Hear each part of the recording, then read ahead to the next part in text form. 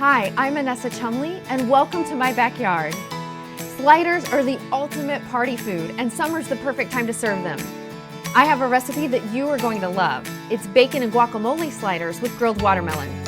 I have everything we need from Acme markets, so let's celebrate summer and get grilling.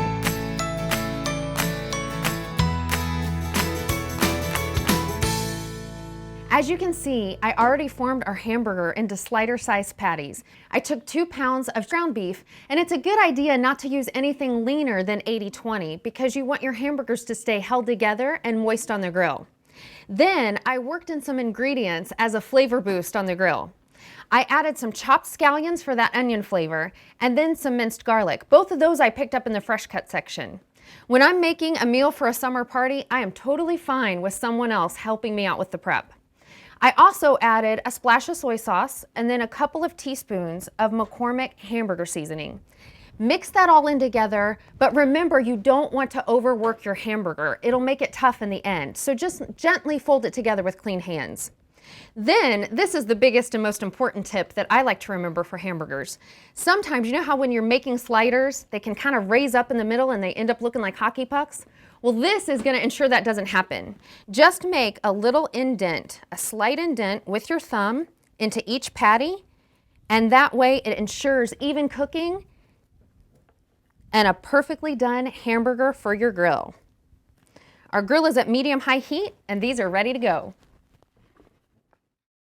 I've been grilling our sliders for about 10 minutes, but the amount of time you want to grill your burgers depends on the kind of doneness you like.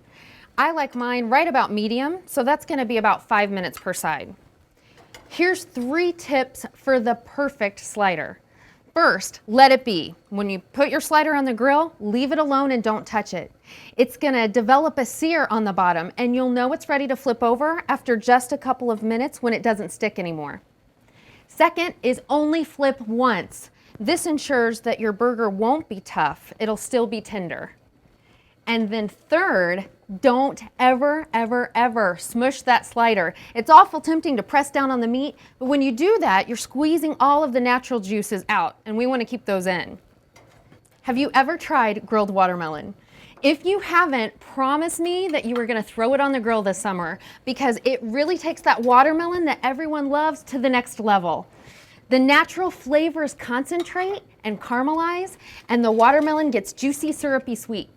I even like to hit mine with a little bit of chili lime seasoning from McCormick right as they go on the grill. And our dinner is almost ready. I finished our sliders by adding butter lettuce and then topping them with crispy bacon and some spicy guacamole from the fresh cut section. Finger foods are great for feeding that hungry crowd. And trust me, make a lot of these because everyone will be wanting more. Just remember, get behind the grill this summer. For this recipe and more great grilling tips, visit acmemarkets.com.